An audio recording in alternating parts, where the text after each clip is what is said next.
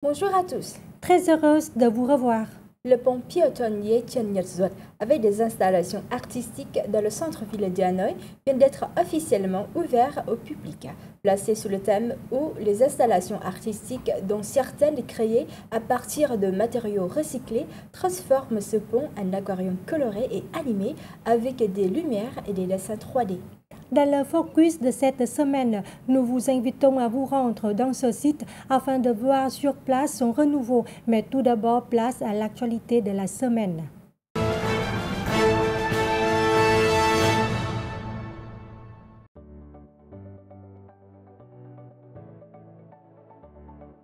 D'après le classement mondial de la biodiversité 2024, le Vietnam réalise une performance remarquable en se hissant au 14e rang avec un indice de 221,77, une position enviable qui le place parmi les 3 premières nations d'Asie du Sud-Est en la matière.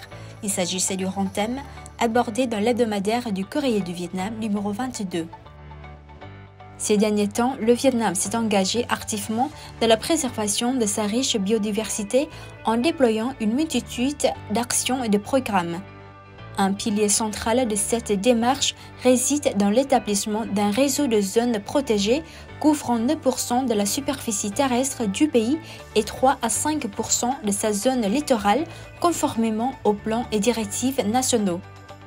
Le numéro mentionne l'exemple de la province de Quang Nam, au centre, qui organise une série d'événements et d'activités riches et variées visant à sensibiliser les citoyens à tous les niveaux et dans tous les secteurs à l'importance de la conservation de la biodiversité.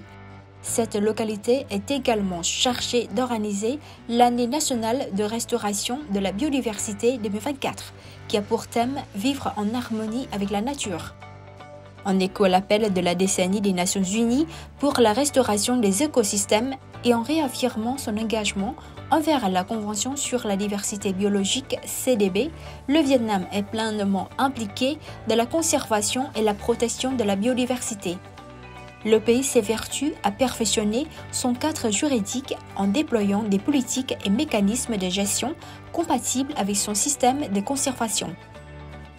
Les articles mettent également en avant le développement durable du modèle de l'écotourisme forestier. En effet, le Vietnam possède près de 14,8 millions d'hectares de forêt qui offrent des avantages économiques et constituent également une formidable ressource au service de l'écotourisme et d'autres secteurs. Outre les articles approfondis sur la biodiversité, le Courrier du Vietnam vous propose d'autres articles intéressants à travers les pages de son hebdomadaire et sur son site web lecourrier.vn.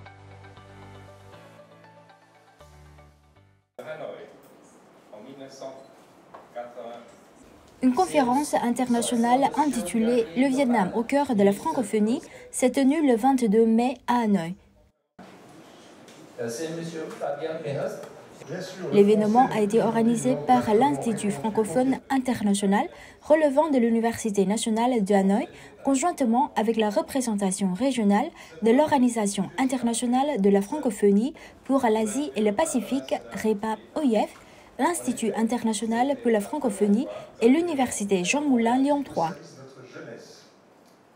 Le séminaire international Le Vietnam au cœur de la francophonie a offert l'occasion à des intellectuels, experts et administrateurs d'échanger et d'analyser des angles de la position du Vietnam au sein de la francophonie, notamment son rôle, les impacts de la culture francophone sur sa société et la place de l'éducation francophone dans son système éducatif, etc.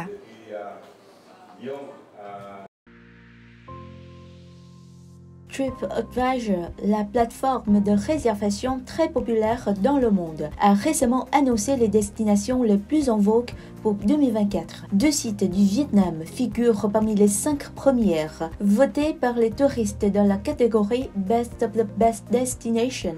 Ce sont la baie de Hạ Long dans la province de Quảng Ninh et Sapa de la province de Lào Cai. Concrètement, la baie de Hạ Long est classée 3e dans la liste des Best of the Best Destination. Elle a attiré plus d'1 million de visiteurs depuis début 2024, dont une majorité de voyageurs internationaux. Classé 5e parmi les Best of the Best Destinations de TripAdvisor, Sapa jouit de la beauté unique du nord-ouest avec tout ce que la montagne et la culture locale ont de meilleur à offrir. Une caractéristique commune de la baie de Hạ Long et de Sapa est leur beauté naturelle unique et leur diversité culturelle. L'été est la saison idéale pour visiter ces deux endroits. Hạ Long est bercé par la brise marine, tandis que Sapa bénéficie d'un climat frais dans la majestueuse chaîne de montagnes Hoàng Liên Sơn et sur le mont Phan Xipang, le plus haut sommet d'Indochine. TripAdvisor est le plus grand site de voyage au monde, mettant en relation les voyageurs et les fournisseurs de services du monde entier avec plus d'1 milliard d'avis et de notes d'utilisateurs. Il reflète la quasi-totalité du tourisme mondial.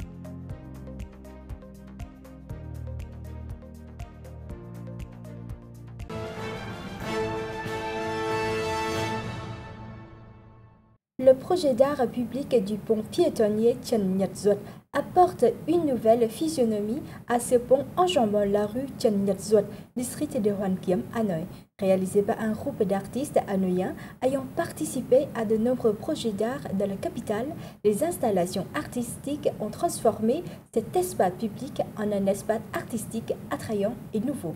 La conception de ce type d'espace créatif vise à préserver et promouvoir le patrimoine culturel de la ville, tout en répondant aux besoins de divertissement des habitants. Reportage. Sous les mains habiles d'artistes hanoïens, les œuvres réalisées sur le pont piétonnier de la rue Trần Nhật Duật, arrondissement de Hoàn Kiếm, Hanoï, ont transformé ce pont d'acier en une œuvre artistique colorée et illuminée la nuit. Depuis sa cérémonie d'inauguration, organisée fin avril, ce nouvel espace artistique de la capitale gagne en popularité et attire beaucoup d'habitants et de touristes. L'idée du pont piétonnier de la rue Trần Nhật Duật est nourrie depuis 2021 et les travaux ont été réalisés en 4 mois pour être achevés à l'occasion du 49e anniversaire de la libération du Sud et de l'unification du pays, 30 avril 1975, 30 avril 2024.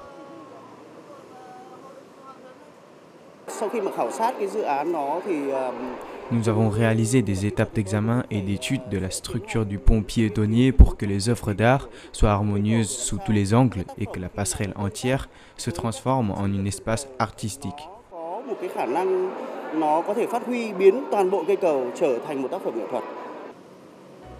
La passerelle de la rue Trần Nhật Duật est l'unique pont piétonnier de l'arrondissement de Hoàn Kiếm et sert à relier le vieux quartier au quartier de Phúc Tân, au bord du fleuve Rouge.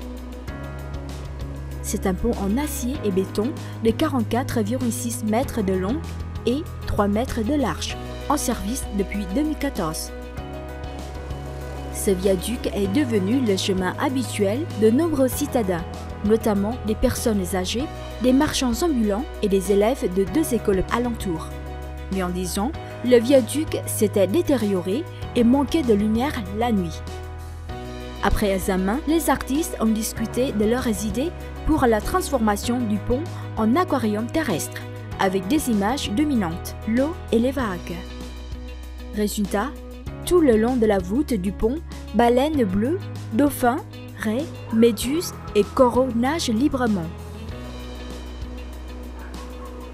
À travers l'œuvre de l'artiste Vũ Xuân Đông, réalisée en produits recyclés, les visiteurs ont l'impression de baigner dans l'ambiance joyeuse d'une fête de la mer. Chaque jour, de 17h30 à 20h, le tout est illuminé et brille de 1000 feux.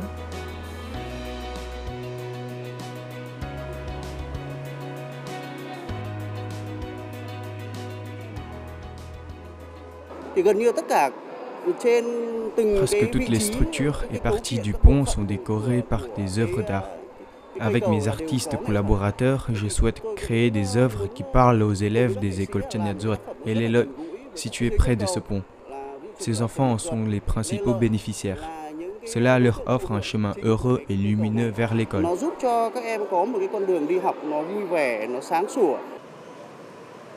L'œuvre vague de l'artiste Lê Đăng Ninh, réalisée sur les 2 côtés du pont, entre en résonance avec l'espace artistique du pont piétonnier Trần Nhật Duật.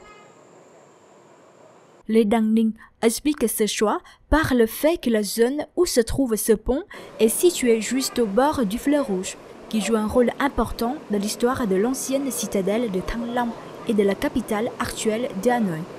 L'image des vagues représente la création de la culture, de l'histoire, ainsi que des valeurs que la ville a préservées jusqu'à présent.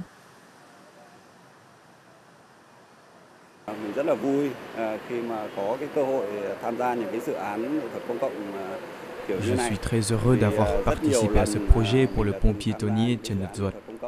Comme beaucoup d'autres auxquels j'ai eu l'occasion de participer, j'y présente mon histoire artistique et personnelle dans un lieu public accessible au plus grand nombre.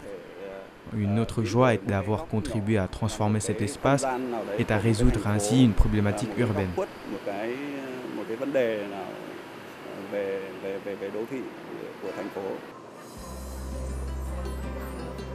L'artiste Lê Đăng Ninh a incorporé des images des artisans de Hanoï d'antan dans son œuvre et fait référence aux recherches du peintre français Henri-Joseph Auger dans son ouvrage Technique du peuple annamite, décrivant le métier du Vietnam à la fin du 19e siècle et au début du 20e siècle.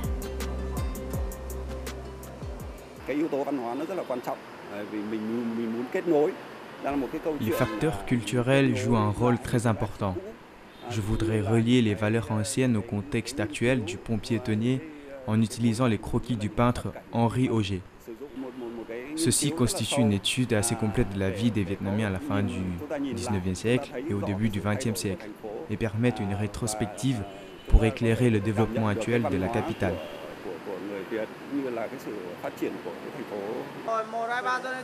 La nouvelle physionomie du viaduc de Trần Nhật Duật est applaudie par les habitants et les visiteurs. Nguyễn Thu Thảo vit tout près de ce pont. En tant que responsable des politiques publiques du groupe Meta au Vietnam, au Laos et au Cambodge, elle a l'occasion de visiter de nombreuses villes de par le monde et se réjouit des changements considérables observés sur ce viaduc.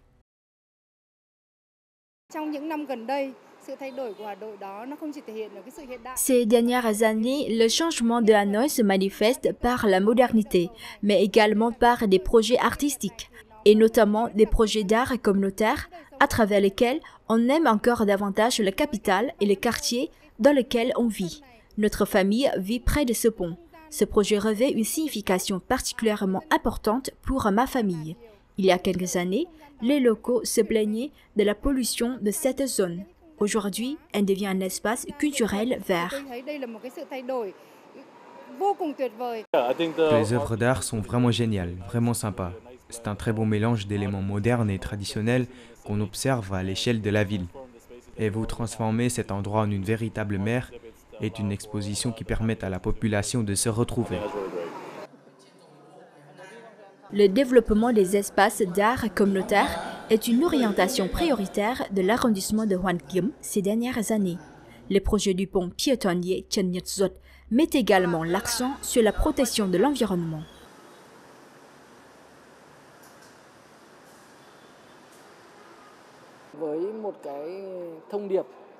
Portant un message favorable à la protection de l'environnement, les œuvres du projet utilisent des produits recyclés pour sensibiliser la population au tri des ordures ménagères, au recyclage et à la minimisation des déchets plastiques.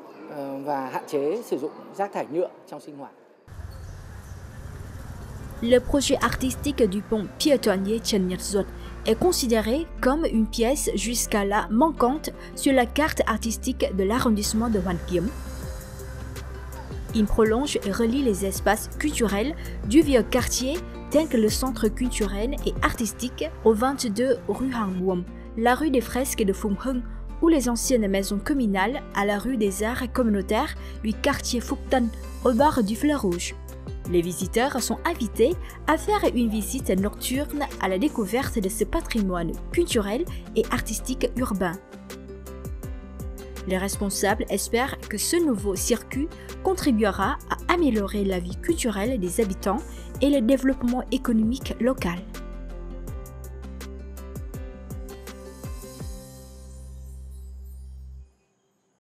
C'est la fin de cette édition. Merci pour votre fidélité et à la semaine prochaine.